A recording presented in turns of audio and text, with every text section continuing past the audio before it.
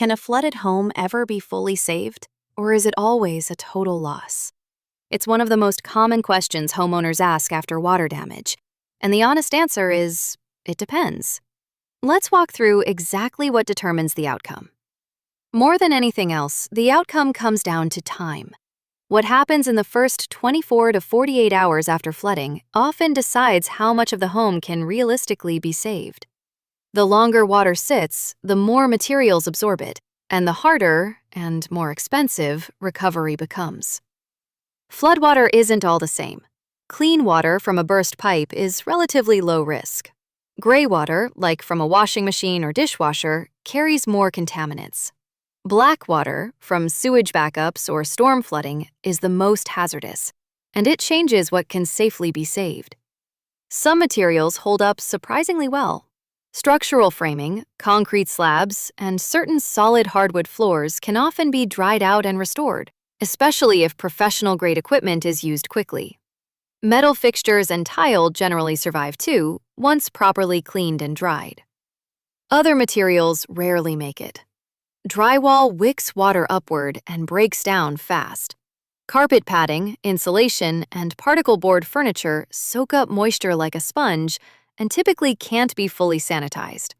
In most cases, these are removed and replaced rather than restored. Even after water is removed, the danger isn't over. Mold spores can begin colonizing damp materials in as little as 24 to 48 hours. Once mold takes hold inside walls or subfloors, a repairable water problem can quickly turn into a much bigger health and structural issue. A floor that feels dry to the touch can still be holding moisture underneath. That's why professionals use moisture meters and infrared cameras to check inside walls, subfloors, and cavities, and industrial air movers and dehumidifiers to dry structures completely, not just on the surface. So when is a home truly unsalvageable? Typically, when water has sat for several days, black water contamination is extensive, or mold has spread deep into structural framing. In those cases, the cost and risk of trying to save the structure can outweigh rebuilding it.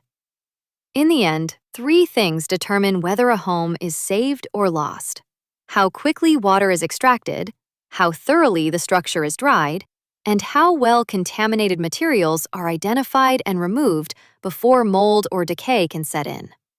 The truth is, most flooded homes fall somewhere in the middle. Part of the home is restored, and part is rebuilt. A complete total loss is actually fairly rare, especially when water removal and drying begin fast and are done right. If your home has water or flood damage, every hour matters.